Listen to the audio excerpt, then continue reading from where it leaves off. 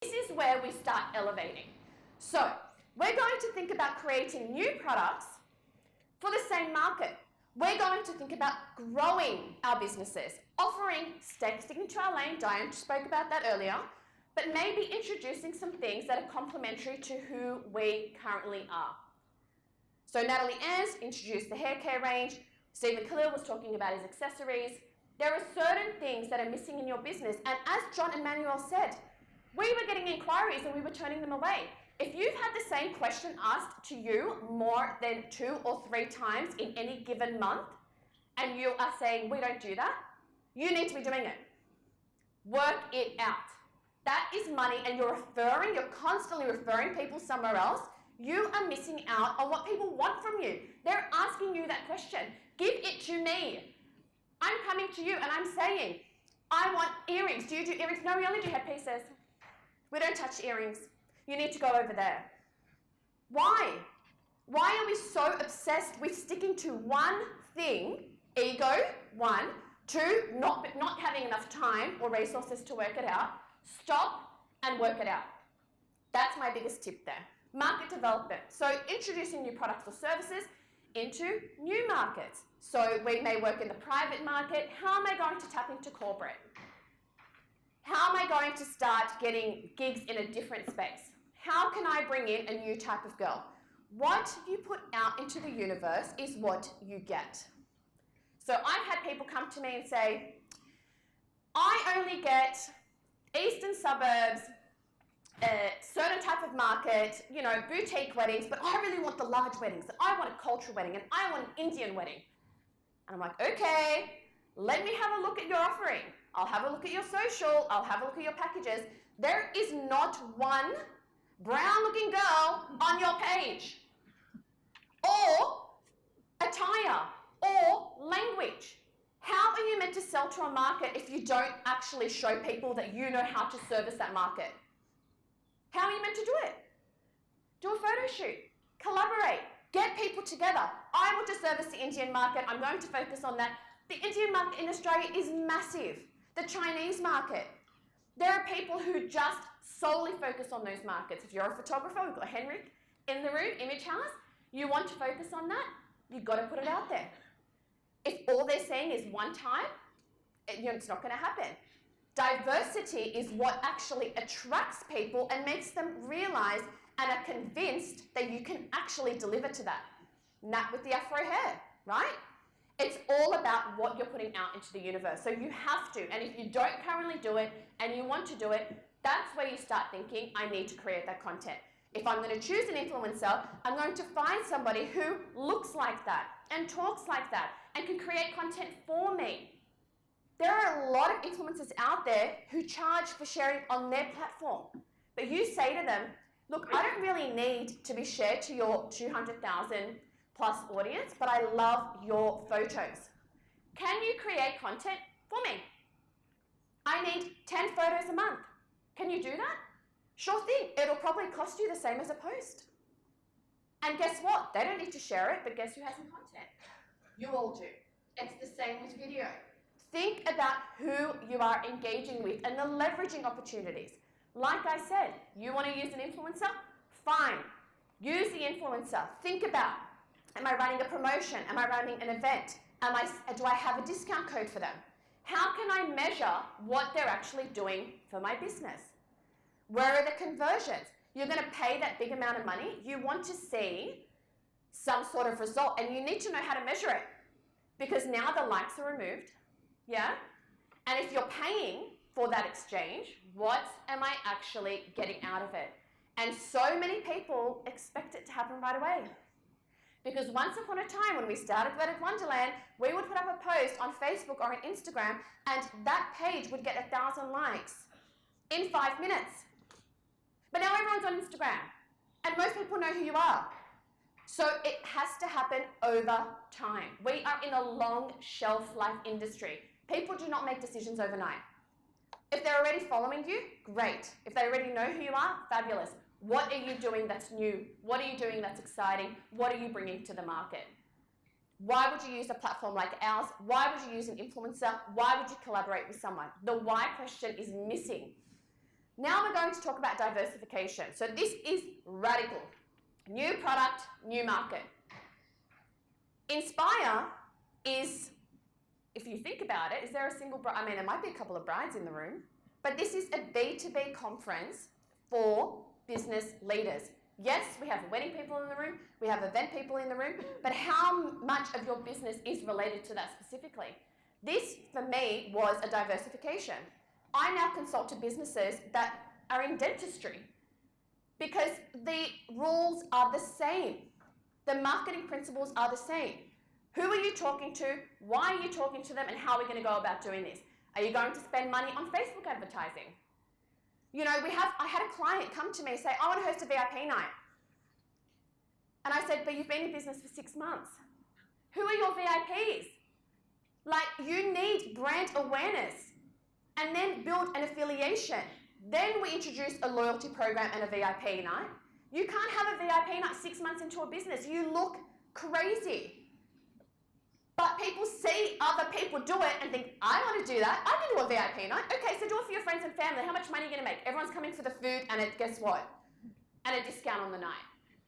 Right? Unless you have friends and family who are in high places and they can bring 2 people with them. Bring me 2 clients that I've never seen before. All of a sudden, you have a VIP night that is about building loyalty and brand and word of mouth. That becomes a business decision, not I just want to throw a party because I want to look popular and spend all this money and then sit down the following day and go, do I have any more sales? Do I have any new clients? What is happening in my business? Right? We've all been there. We have all been there. I've been there. I've thrown massive parties. PR, exposure, fabulous. What was I selling off the back of that? What was I actually doing? Right? Sure, created a lot of noise, but then I had to work out how to recover from it all. Next, okay. So now we're going to talk about how to activate online to offline and then vice versa. So, in our current climate, I've said there are so many different ways that you can grow a business. You can grow by engaging influencers, you can grow by sponsored ads, you can grow by Google advertising, you can grow by hosting an event. There are so many different ways that you can introduce your business to the market. Why would we activate an influencer campaign? Again, I like the word ambassador. I love that word because for me, if you're using an influencer over time, they become an ambassador of your brand. They are then aligned to your brand. They are then the face of your brand. When people think about you, they think about that person because they've seen you talk about them more than once. They've seen them talk about you more than once. That is now an endorsement. Ambassadorship equals endorsement. Influencers as a one-off, like I said, you pay them $1,000. If it's a one-off post, you better be selling something, it better be available online, and you better sell it in 24 hours. It's as simple as that. Now, Facebook advertising works for conversions. Carousels. What are you selling again? What are we trying to do here? Are you promoting an event, which is how we sold this event? Is there some sort of talking point? Events, sales, promotions, loyalty programs. All of these things need to tie into what result am I looking for in my business tomorrow? And I want to talk to you guys about sales because you can be inspired, you can work with influencers, you can have a content strategy, you can talk about developing the most incredible product. I sat down with a client the other day who had a skincare range and I said to her, who is your target audience? And she said, just somebody who loves beautiful skin. And I had a look at the product. It was really well made, really well packaged. And I said, so describe her to me. We've heard this 1,000 times. And she said, like somebody who always looks good. And I said, so clearly not me, because, I can be done, but I can also be very undone. So I said, is it me? And she said, oh, no. Like I'm thinking, I said, okay, let's think of an influencer. If you can get your product on an influencer tomorrow, who would it be? And she said, Amrezy. Does anyone follow Amrezy? She is like done to the nine. So I'm sitting there thinking, okay, she wants to use somebody with like nice skin, who's like fresh. Amrezy she's a makeup artist. Every single one of her posts, flawless, edited to the nines. So that was her girl, but I couldn't get there until she actually said to me, I said, and you think about this, if you could work with an influencer tomorrow, get your product in their hands and have them talking about you, who would that be? That is who your girl is. That's what Nat spoke about, that's what Taryn spoke about. So, let's think about a few things here. The average customer won't make a purchase until they have been exposed to the brand message 7 times. Not once, not twice, not I did this for a week and it didn't work out, I'm going to give up now. They have to see your brand 7 times in order to believe that they want to purchase from you. Companies must connect with their audience before the sale is made. We've heard this all throughout today. 80% of consumers are more likely to buy from companies where they cater to their interests. We've heard about this again, knowing who you are, knowing what you want to do. Now, I believe if you offer the right product at the right time, at the right price, you've got a client. And when I said to this skincare girl, what is the cost of your product? And she went, I don't know, like $70? And I said, compared to whom? And she said, well, I didn't want to be too high and I didn't want to be too low. And I went, but who is your competitor? And she couldn't even tell me who competitors were. Pricing is a competitive advantage if you are pricing yourself the right way. You don't want to price yourself out of the market. The more bespoke your offering is, the more premium you can charge.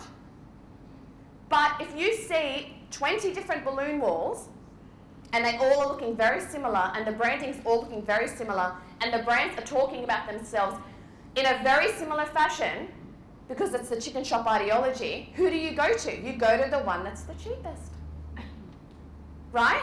So the only way that we're going to be able to charge our worth is by actually talking about our products, our services, the work that goes into the behind the scenes. We go to the markets at 3 o'clock in the morning. We're bumping out at midnight. That's what people are paying for.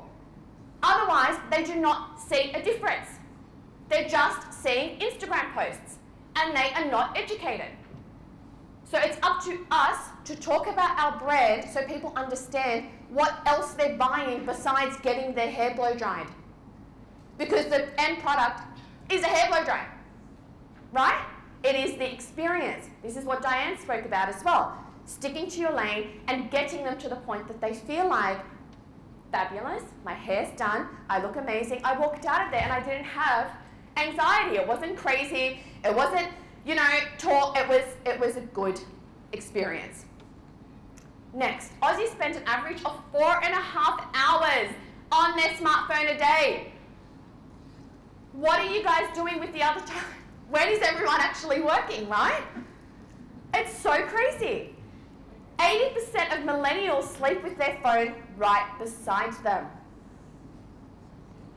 It's scary, but that is the world that we live in. And the decision making is happening online. We need to accept it. We need to understand it. We need to know how it works for our business, and we need to move on. So I'm moving on. Next.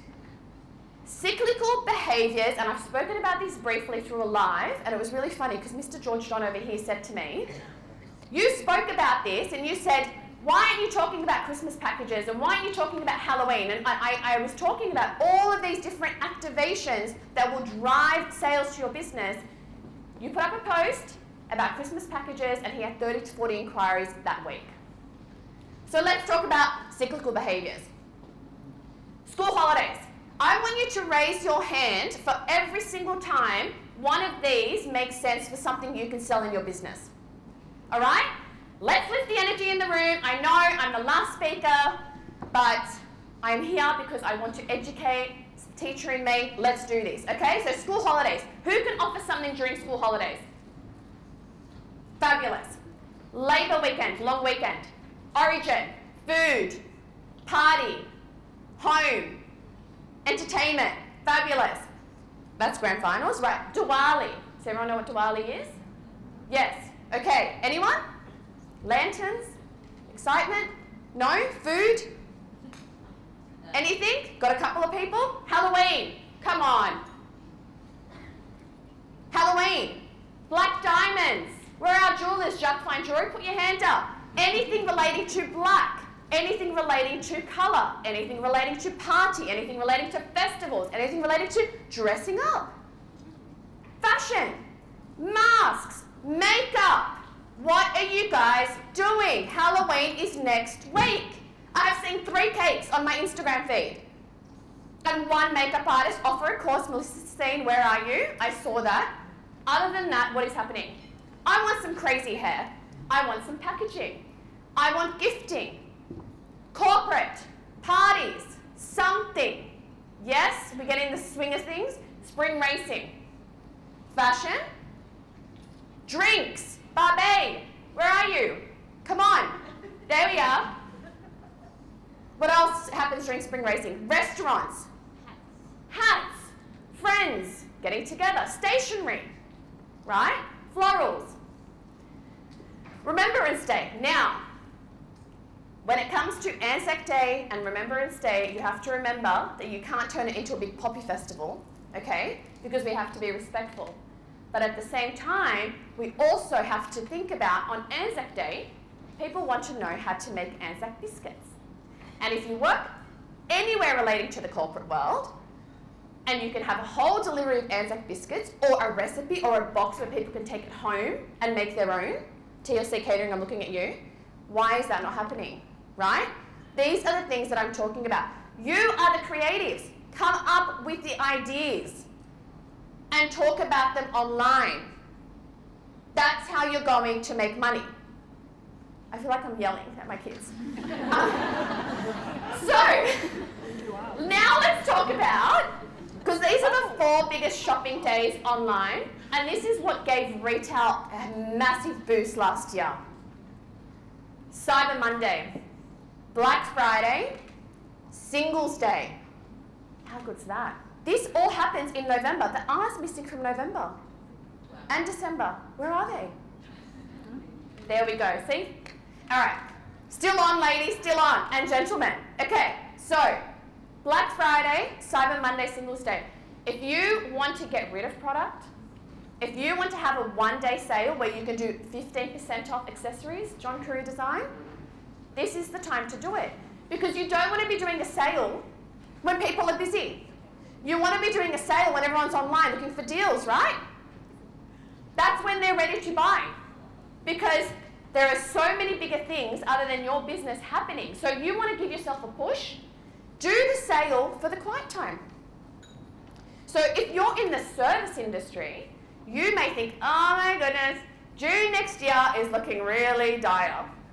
So I'm going to run a sale in November on Cyber Monday because I'm a photographer or a florist or a planner for June next year. So push it forward. Push it for when you're quiet. It doesn't have to be that day. Think about that. These are the days that you need to consider. November's next month. So we're going to start thinking about what we can offer on those days because people are online and they're looking for sales and they're looking for deals. Now we're going into Christmas, into Hanukkah, January. So that's buying. Most Christmas presents are not bought 1 week out from Christmas. Last minute people like me, yes. But if you go to the shops now, it's all Christmas decor. Right? Is it too soon? Let's wait for Halloween to be over. Normally they wait for Halloween to be over, right? Not too soon. Talk about if you want to be doing corporate gifting, corporate events, you need to be talking about that in July when the budget comes out to book the Christmas party. It's too late now. Unless you're making cupcakes or cake or desserts, it's too late to book an event. It's hard. But you could run a promotion or a sale and see if there's any followers out there that may not have thought of that idea and thought, you know what, we do need a makeshift bar. We probably do need a photographer. I didn't really think about that, but that's such an amazing idea. I need to have that. Let's continue. January. What's everyone thinking about in January? New year, new me. Oh my goodness. I feel like people start to freak out in October, where it's like, oh my goodness, Christmas is just a couple of months away, and everyone goes into this like energy with even my friends, my peers, our colleagues, our clients. Everyone starts to freak out. It's October and I haven't done anything. Okay, So we have 2 months before Christmas. We know when our downtimes are. January comes, and all of a sudden we think, oh, I didn't plan for January. And I'm here now, and everyone's asking me for skin and health and well-being, and I'm going to change my hair, and I need a new style, and I feel like, you know, my business needs a revamp, and I need some rebranding done. Shout out to Handle, who did our branding for today, wherever you are. So there are things that people start to think about. New year, new me, new business ideas, new concepts. So if you sell into the business market, this is your time to shine. We then go into February, month of love, Valentine's Day. March, St. Patrick's Day. Anyone can sell anything off St. Patrick's Day? Anything green? Green, eating, year of healthy food, lifestyle, no, twist, turn, something. Yep, you guys can do something. Party, April Fool's Day, school holidays, Anzac Day, we're going back through it. End of financial year, obviously a massive time, but the one I really wanted to touch on was the Cyber Monday, Black Friday, Singles Day. They are massive, massive dates in the market, and you need to think about what you're doing for your business, whether you can sell something that day or something moving forward. Moving on, these are the things that people are buying online. Very quickly. Variety stores, largest. People want a discount, and they go online to find it. Fashion, homeware and appliances, that is definitely a growing market online. We have health and beauty, which is growing hugely. Consumer confidence, using mobiles now year on year is growing. Once upon a time, people would think, oh no, I'm going to go to my laptop, make sure I put in my credit card details properly and process it. Now people are buying on their phones and they're more confident doing that. Hobbies, there's all sorts of things. But the consumer purchasing is happening online. Now we're in the service industry, so many of us don't have products online. We need to push these guys into our stores, into our homes, into our boutiques. How do we do that? So you need to understand consumer behaviors in order to do that. Now, I've just got Pantene written here because it doesn't happen overnight, and we all remember that saying.